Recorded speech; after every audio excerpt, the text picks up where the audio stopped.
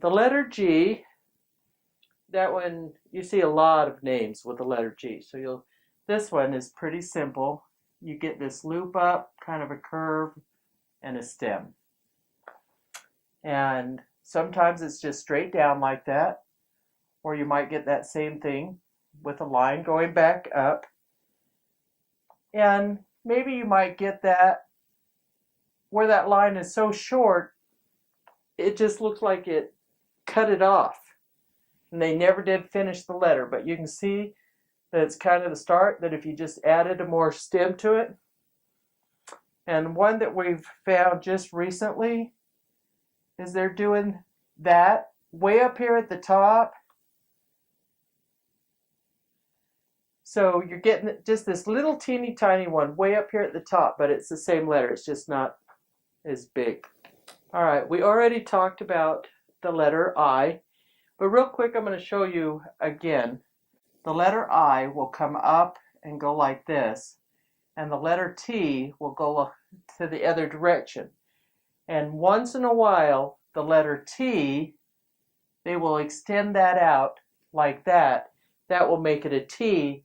And if they add a little loop on to the end like that, it can actually become a P.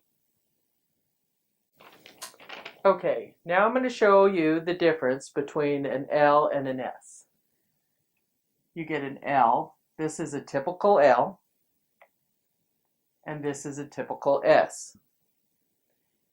Now the difference between the two is if you get an L, a letter that comes like this and stops, looks like that and stops on the side, it is an S. If you get the same letter and comes and crosses back over that start bar, then it is an L. And the same with the S. If it goes up and stops on this side, it is a S. And if it comes down and crosses back over itself, then it becomes an L. So even though it may look like an S or it may look like an L, what makes the difference between an S and an L is whether or not that line crosses back over this start line.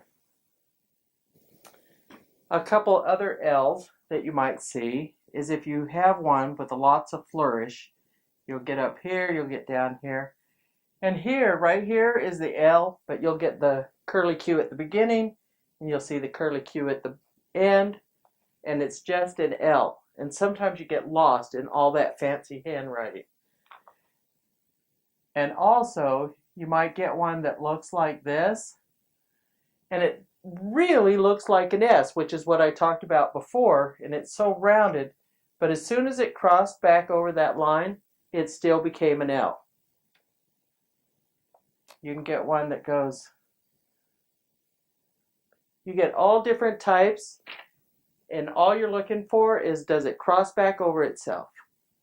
If it does, it's an L. If it doesn't, it's an S. The letter M. You get one that might come like this. Again, like in the letter R, that is just a flourish at the end. The M is up here. You might get one that looks like two small L's. In a letter I talked about it earlier, saying that this might look like two small L's, but it's at the beginning of the word, so you're looking for where is the capital letter. And since a small L can't be it, oh, there's two humps there. That's an M. Okay, another M, you might come up and get a letter and then back up. That same flourish.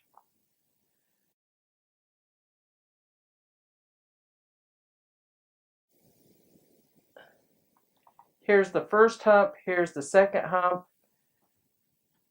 They really get very interesting, and you're trying to find the similarity. You'll find something similar to this in an N.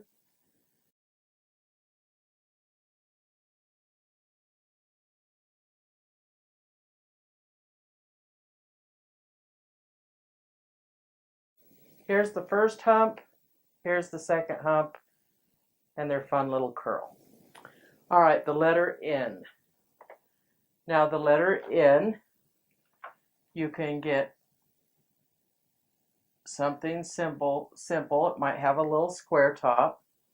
You can get it like this. You can get the same thing, and it'll have that E that you find at the end of an R or at the end of an M.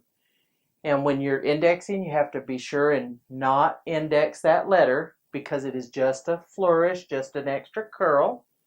Get one that comes up and over and down, and the N is over here. Looks similar to an M I drew just a minute ago. You might get up, down, and up. This one, this is an N, but you might get a V that looks very similar to that. You can get an N, you'll start down here, and it'll come down, and it'll go up, and it'll whip over there. And a V might look exactly like that, start up here, come down, and whip up, and doesn't have this. And if it does, it's hard to draw with a marker. It'll be a real light line. This one won't be as dark as the other ones, but it'll look just like an N. It's usually the little curl at the beginning that makes this an N and that a V. The letter O. O is real simple, just your round circle. Once in a while it'll have a loop at the top, and if it comes along and adds that line, remember it is no longer an O, but an A because it's added that bar. So if the bar is not there, it's an O, and if the bar is, it's an A. All right, the letter P. Earlier I showed you I's and T's. If you get this little extra curl on this side, it is a P. You might get fat with a little curl, it's a P. You might just get this same look and just leave it hanging up there. That's still a P. Might get one with lots of curly cues. Looks like an L. Then they come in and add this little curl to the center. Makes it a P. You might get one. Looks like that. You might get something that looks like a J, and they just put a curve over the top. You get one that looks like an X. Comes down like an S. They make a little curl and just looks like an X. And it is still a P. It's this extra little curve, bend, curly cue. That's what you're looking for that makes it a P. Q is simple.